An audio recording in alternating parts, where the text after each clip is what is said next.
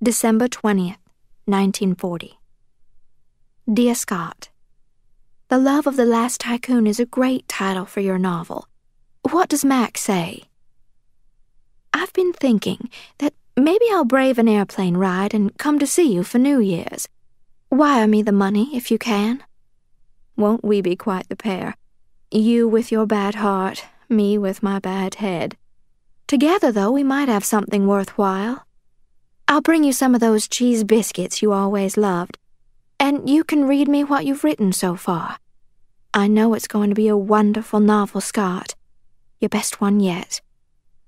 This is short so I can send it before the post office closes today. Write me soon.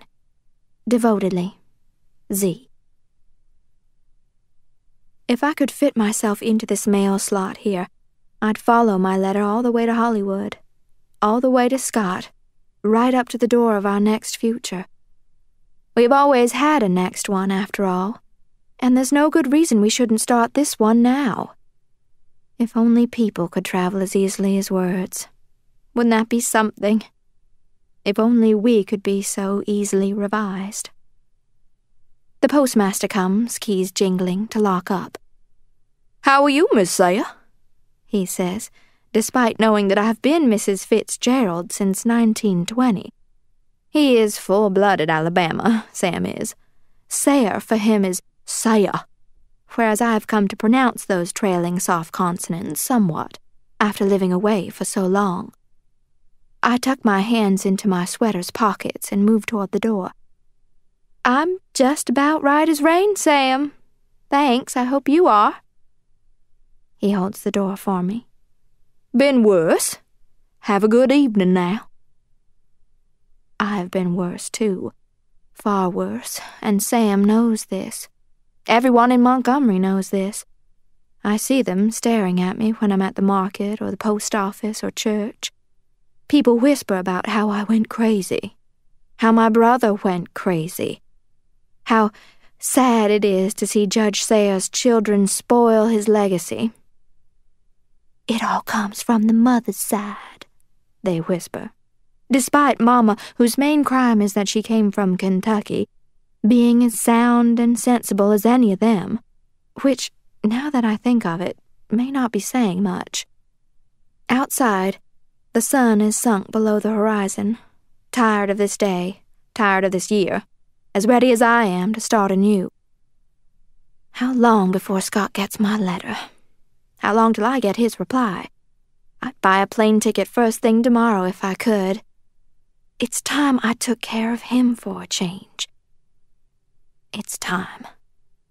That commodity, once so plentiful that we spent it on all-day hangovers and purposeless outings with people I've long forgotten, has become more precious than we ever imagined it could be. Too many of our dear ones are ruined now, or gone. Nothing except luck protects you from catastrophe. Not love, not money, not faith, not a pure heart or good deeds, and not bad ones either, for that matter. We can, any of us, be laid low, cut down, diminished, destroyed. Take me, for example. Until moving here to live with Mama this past April, I endured 6 years in a series of sanitariums in order to heal my broken brain and fractured spirit. Scott, meantime, straggled through a bunch of different hotels and inns and towns, always nearby me, until Hollywood beckoned again and I urged him to go. His luck hardly improved. For 3 years now, he's battled liquor and studio executives. He had a minor heart attack earlier this month. Though I suspect he has someone out there, he writes to me all the time, and always ends his letters with dearest love. My letters to him are signed devotedly. Even now, when we haven't shared an address in 6 years, when he's probably shining his light on some adoring girl who surely thinks she has saved him, we're both telling it true. This is what we've got at the moment. Who we are. It's not nearly what we once had. The good, I mean. But it's also not what we once had, meaning the bad. Mildred Jameson, who taught me sewing in junior high school, calls to me from her porch as I pass. "Say, Zelda, when's that fellow of yours coming back for you?" We're celebrities in this town, Scott and me. Folks here have followed our doings all along, clipping articles about us, claiming events and friendships that are as invented as any fiction Scott or I ever wrote. You can't stop the gossip, or even combat it, hardly, so you learn to play along.